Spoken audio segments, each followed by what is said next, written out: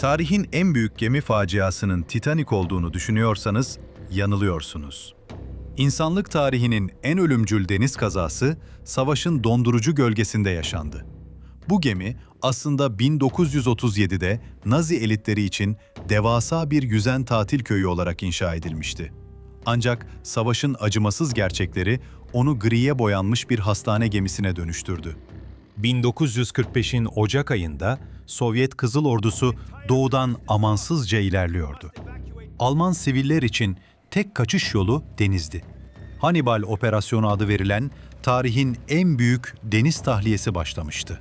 Ocak 1945. Kızıl Ordu'nun ilerleyişinden kaçan on binlerce sivil, dondurucu kış şartlarında Gotenhafen limanına akın etti. Tek umutları deniz aşırı kaçmaktı. İskeledeki kalabalık o kadar paniğe kapılmıştı ki, gemiye biniş sırasında yüzlerce çocuk ezildi veya kalabalığın içinde ailelerinden koptu. Gemi, ağlayan çocukların sesleriyle yankılanıyordu. Wilhelm Gustloff aslında 1900 kişi için tasarlanmış lüks bir tatil gemisiydi. Ancak o gün geminin içine tam 10.000'den fazla insan balık istifi gibi dolduruldu. Geminin eski lüks kapalı yüzme havuzu bile tamamen boşaltılmış ve içine donanmaya bağlı yüzlerce genç Alman kadın yerleştirilmişti. Burası geminin en derin ve en kaçılmaz noktalarından biriydi. Gemi, eksi 18 derece soğukta ve şiddetli kar fırtınası altında Baltık Denizi'ne açıldı. Can yelekleri yetersizdi ve filikaların çoğu buz tutarak kilitlenmişti. Gemide savaş uçak savarları vardı ama onlara eşlik etmesi gereken devasa savaş gemileri limanda kalmıştı. Bu 10.000 kişilik yüzen şehir, denizaltılarla dolu sularda adeta tek başınaydı. Gece yarısı, kaptan başka bir gemiyle çarpışmamak için büyük bir hata yaparak geminin ışıklarını kısa süreliğine açtı. Bu, karanlıkta gizlenen avcıya yerlerini belli etti. O sularda devriye gezen Sovyet S-13 denizaltısının komutanı Alexander Marinesko'ydu. Disiplinsizliği yüzünden askeri mahkemeye verilmek üzereydi ve kendini affettirmek için devasa bir zafere ihtiyacı vardı. Suların hemen altında devriye gezen Sovyet S-13 denizaltısı bu devasa hedefi anında kilitledi. Acımaları yoktu. 4 torpido ateşlendi. Torpidoların üzerinde Rusça yazılar vardı.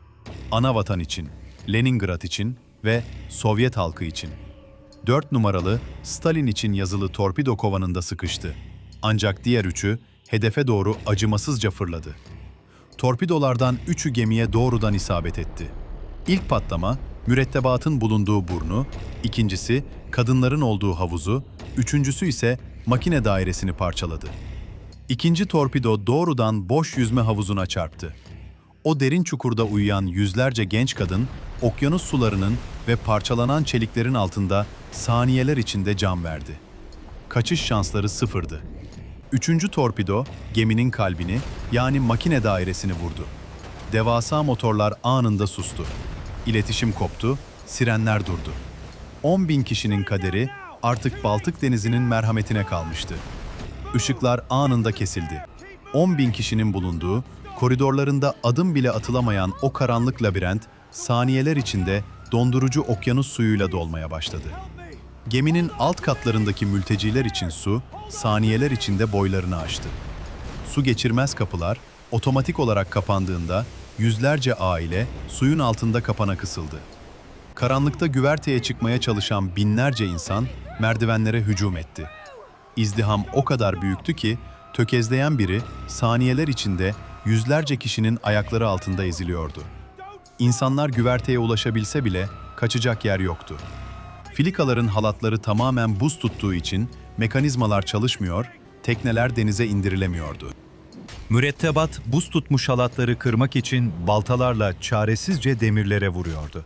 Ancak gemi o kadar hızlı yan yatıyordu ki boşalan filikalar doğrudan donmuş okyanusa çakıldı. Askeri bir gemi olduğu için çocuklara uygun can yeleği yoktu.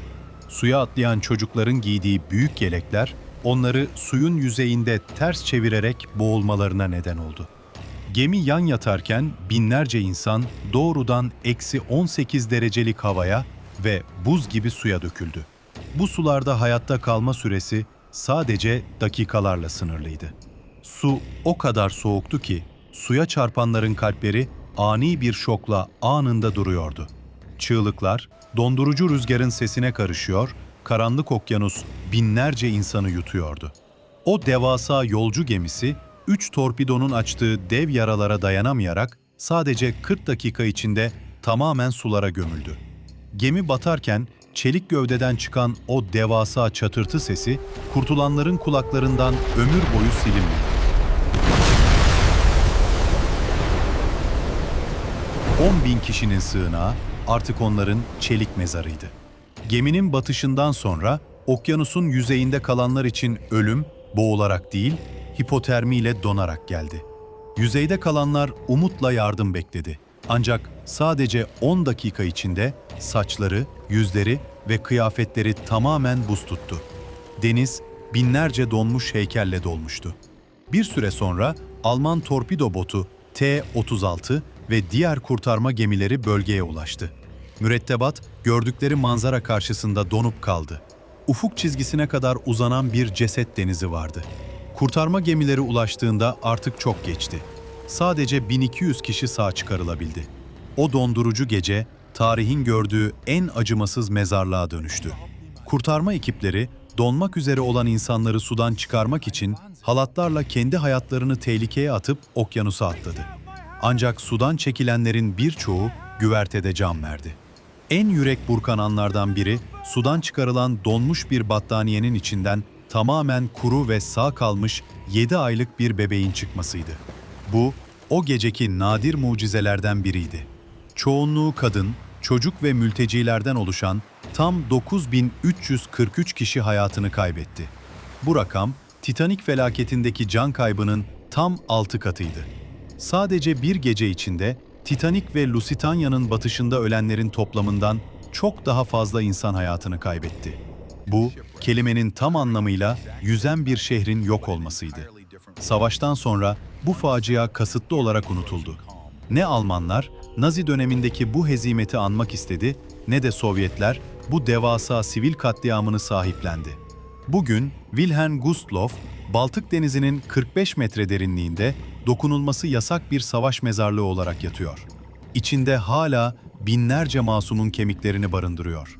Savaşın kaosu içinde unutulmaya yüz tutan Wilhelm Gustloff, insanlığın, çaresizliğin ve savaşın ne kadar acımasız olabileceğinin en kanlı ve en dondurucu kanıtı olarak derinlerde yatıyor.